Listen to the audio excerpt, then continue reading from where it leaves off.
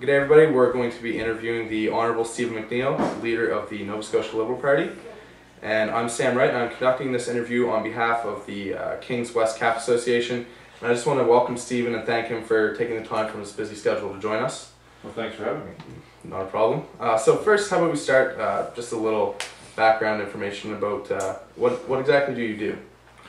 Well, I have two jobs really. I'm the MLA for the riding of Annapolis, which, like the other 51 members of the legislature, I conduct and try to be my constituents' conduit into the government and the government agencies. Okay. And then my second job is as leader of the official opposition in the province of Nova Scotia and the Liberal Party. It's my job to rebuild the party, continue growing the party, to provide an alternative to the present government of Nova Scotia, the NDP government. And that takes up a fair bit of time. I can imagine it does. So when exactly did you start the career path towards politics? Well, I ran in the election of 1999 and I lost that campaign, and then we as a family decided it was time that I should try it again, and in 2003 I ran in the election then and was successful and was re-elected in 2006 and 2009. Okay. So why basically did you choose the path? What pushed you towards politics? Well, the job of being the MLA was really an extension of what I had been doing. I've been involved in the community in some ways through our children, through minor sports, through hockey, through soccer. I carried that a bit further and worked in some community economic development, and I also sat on the community health board, which really was around trying to rebuild the communities that I live in, trying to make sure that there was activities and events that were happening in a positive way to help our community. And then people had seen that, and I had been involved with the Liberal Party on a small scale, and because prior to this I was running my own business, so people had seen that and just asked me to think about running, and I decided to do that in 1999. It was really during the election. The election was 2 weeks old when I got nominated, but it was a wonderful experience for me. I learned a lot about this community. I learned really what I didn't know about it, and it was really a positive thing. And my second career, which is leading the party, really chose me. It just happened. I've been actively involved. I saw things that I thought I had certain skills that I thought I could give to the process of leading the province. I was able to garner enough support, and it just continued. And 5 years later, we're really gaining momentum and looking forward to the next election and try to convince Nova Scotians to give us a chance. Definitely. So what are some of the most common problems that you run into, like on a day-to-day basis or things like that? Well, here at our office, we often hear from Nova Scotians who are having difficult days, who needing our support to help them find their way through the bureaucracy, getting access to community services, housing, trying to make sure that they have access to pharmacare for their families, making sure medication, looking for other job opportunities, where can we find jobs in here. It's very much of most MLAs, I speak for my own, I guess, my office is really an entry point for my constituents into government to try to find the answers to the problems that they're facing that particular day. Okay. So since you began your career with the Nova Scotia Liberal Party, how much has the job changed over the past years? Well, the job as being the leader has changed substantially. When I became the leader in 2007, the party was in third place. We had gone through leaders, successive leaders, about 4 or 5 in the last decade prior to me taking over. The organization infrastructure had been depleted, demoralized in many ways. So we have spent the last 5 years of working and trying to build on that. In the last general election, we became the official opposition. We were able to build our own party infrastructure, supports of my office around helping our party to reorganize. And we spent in the early years after the last election as much time organizing as anything. And since then, now it's really been about putting together the proper platform and ideas that we're going to take into the next election. Okay. So, say if someone wanted to enter the field of politics today, how would they go about doing that? Well, I think it's like any other profession. First of all, you really have to have a passion to want to do it. You have to be. There is no set job description or skills. And there are skills, but there's no real set qualifications, quite honestly, to be a member of the legislature. You have to be able to convince the people of your community that you would be their best representative. And I think people do that often by living their lives in a positive public way, by interacting in their community, doing good things, whether it's in their own church, whether it's helping with different community organizations, the Lions Club, sitting on the auxiliaries of the hospitals, any of the community functions that allows you to continue to build the framework of a positive community that you live in, and then that also allows you to be seen by your peers as someone who they may vote for in a general election. Very good.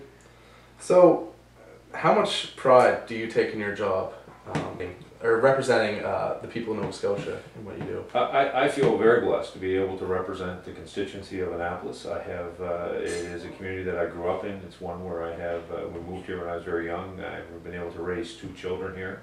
It's a community that I hope to retire in. And the fact that this community has given me the opportunity to represent them on 3 separate occasions, it's extremely humbling. And to be given the privilege to lead a political party, and particularly one that I think is best suited to lead the province of Nova Scotia, the Liberal Party, the most centrist party in the province, is just something that I couldn't have imagined at the time. And I've just been very blessed to be able to do that, and I'm looking forward to continuing to do that. So just moving away from the topic a tiny bit, given the stressful nature of a job in politics, how do you collect yourself on days where the job can just be a lot to handle? Well, it is some days very stressful, but I'm very lucky. I've seen, oftentimes the problems that are presented to me, people are in a much more difficult situation than I am. I get to come home. I have a home that I can come to. I've got 2 great kids. Andrew and I have lived here for a period of time. It's kind of it's our escape. We can afford to do some of the things that we want to do. People who see me on a daily basis have difficulty just living, being able to do the basic things to live. That's stress. Stress is when you're trying to figure out how you're going to feed your family. Stress is trying to figure out how am I going to pay the power bills, how am I going to keep a roof over our head. And I see that stress in other people. So when I think my days are difficult, I just remind myself how fortunate I am to do that. Very good. So, acknowledging that you still have a healthy political career ahead of yourself. Well, that's good. What do you plan on doing when you finally take the step and plan to leave politics? Well, I haven't really thought about it at all. I'm still young, and there will be a career for me after politics, hopefully one of my own choosing, and at a time of my own choosing. But I've been solely focused on trying to be the Premier of Nova Scotia, trying to lead our party, prepare our party for a general election, out recruiting candidates, putting together ideas and platforms that will make an impact on ordinary Nova Scotians, on their daily lives. And I really haven't given a lot of thought to what the next chapter of my life will be after this. But there will be lots of time for that, hopefully. Definitely. So now moving on, I just have a couple questions regarding the Community Access Project. So what kind of things do you know about the Community Access Project? Well, I know I've been fortunate because it's been a pretty active one in my constituency here in Annapolis. I know that, first of all, the program is really an opportunity for every Nova Scotian to have access to the internet, an opportunity to, whether it's emailing, whether it is going and searching things, being able to do it in a public forum. Not everyone in my constituency actually has a computer. Not everyone in my constituency who has a computer has access to high-speed internet or internet. Period. Yes. So this is their ability to be able to do that. I've also seen some of the other programs that have taken place, from providing schools for seniors to come in to teach them how to use the internet. They've done those programs, and also for programs that are happening in some of our libraries and around the CAP program, helping young families and young kids a chance to be. It's their first experience of understanding how powerful and positive the internet can be, and the CAP site is that entry point. Exactly. And just one last question. CAP recently lost its federal funding and took a very large hit. What's your opinion on the issue, and do you think there's any way to resolve it? Well, first of all, I hope it is. I hope the federal government comes to its senses, because it is another hit on, particularly in all communities, but particularly in rural communities. It is a service and a program that was used by a wide range of Nova Scotians. And it is such a positive thing for our communities.